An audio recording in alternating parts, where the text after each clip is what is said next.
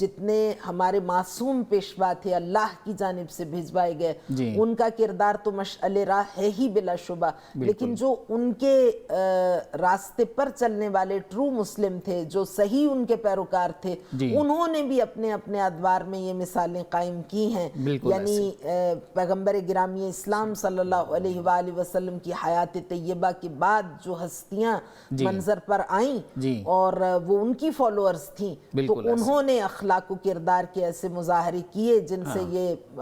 بخوبی آگاہی ہوتی ہے کہ اسلام نے غیر مسلم اقلیتوں کو کتنے حقوق عطا کیے ہیں۔ بالکل۔ میم یہ بتائیے کہ جب اسلام اقلیتوں کو اتنی مذہبی آزادی دیتا ہے تو اکثر یہ باتیں ہم سنتے ہیں کہ کبھی چرچز کو آگ لگا دی جاتی ہے اور وہ مسلمان ہی لگاتے ہیں، ظاہر ہے، کبھی یہ چینی انجینئرز قتل ہو جاتے ہیں، کبھی سفارتکاروں پہ حملہ ہو جاتا ہے، تو ایسا کیوں ہوتا ہے پھر؟ یہ اس پہ تھوڑی روشنی ڈالیے۔ دیکھیے یہ انڈرسٹوڈ ہے کہ شیطانی قوتیں صحیح دہشت و وحشت میں مبتلا افراد کو اعلی کار بنا کر اسلام پر حملے کرواتی ہیں۔ یہ نان مسلموں پر حملہ نہیں بلکہ یہ اسلام پر حملہ ہے۔ بالکل صحیح، یہ تاکہ لوگ اسلام کو ایک دہشت گرد دین کے طور پر، وہ دین جو یہاں تک حکم دیا گیا کہ اگر آپ کے ساتھ کوئی قیدی ہے نان مسلم تو ظاہر قیدی تو وہ تبھی ہے نا کہ آپ کے میدان جنگ میں آپ پہ حملہ آور ہوا اور وہ کافر حربی ہے، تو وہ قیدی ہے اور آپ حالت سفر میں ہیں بالفرض، آپ کے پاس پانی کم ہے، یا آپ وضو کر سکتے ہیں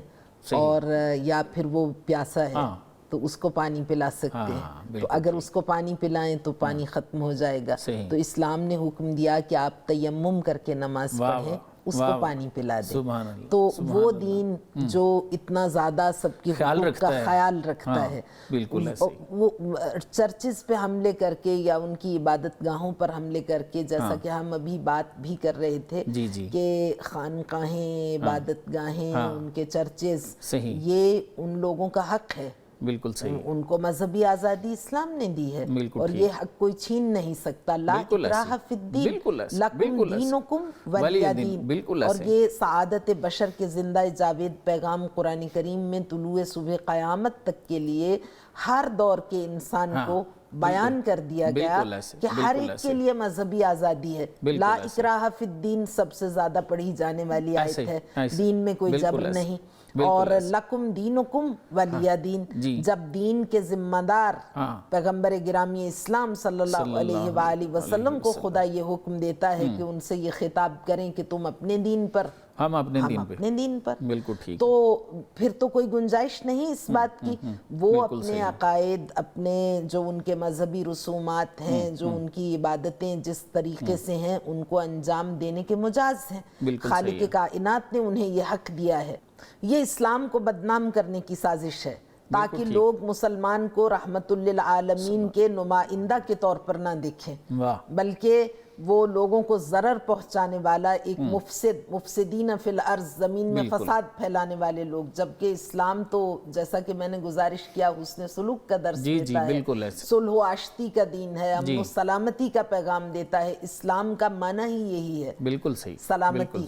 تو یہ تو اسلام کے خلاف سازش ہے، اور جو سادہ لوگ مسلمان ہیں ان کو اس سازش کا حصہ نہیں بننا چاہیے۔ اسی لیے حکم دیا گیا ہے کہ تفکر کرو، تدبر کرو، تعلیمات الہی میں، قرآن کریم کی آیات میں غور و فکر کرو۔ جب مسلمان قرآن کریم کا مطالعہ کرے گا، حدیث نبوی صلی اللہ علیہ وآلہ وسلم سے مانوس ہو جائے گا، تو پھر یہ مفاہیم اس پر کھل جائیں گے کہ دوسرے لوگوں کے ساتھ، دوسرے مذاہب سے تعلق رکھنے والی اقلیتوں کے ساتھ اس کو کیسا سلوک کرنا چاہیے۔ اسی لیے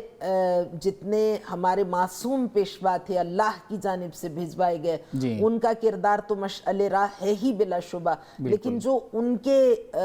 راستے پر چلنے والے ٹرو مسلم تھے، جو صحیح ان کے پیروکار تھے، انہوں نے بھی اپنے اپنے ادوار میں یہ مثالیں قائم کی ہیں۔ یعنی پیغمبر گرامی اسلام صلی اللہ علیہ وآلہ وسلم کی حیات طیبہ کے بعد جو ہستیاں منظر پر آئیں اور وہ ان کی فالوورز تھیں، تو انہوں نے اخلاق و کردار کے ایسے مظاہرے کیے جن سے یہ بخوبی آگاہی ہوتی ہے کہ اسلام نے غیر مسلم اقلیتوں کو کتنے حقوق عطا کیے ہیں۔ بالکل ایسے، بالکل ایسے۔ دین اسلام کے مختلف امور سے آگہی کے لیے ابھی سنو نیوز کا یوٹیوب چینل سبسکرائب کیجئے اور بیل آئیکن کا بٹن ضرور پریس کیجئے۔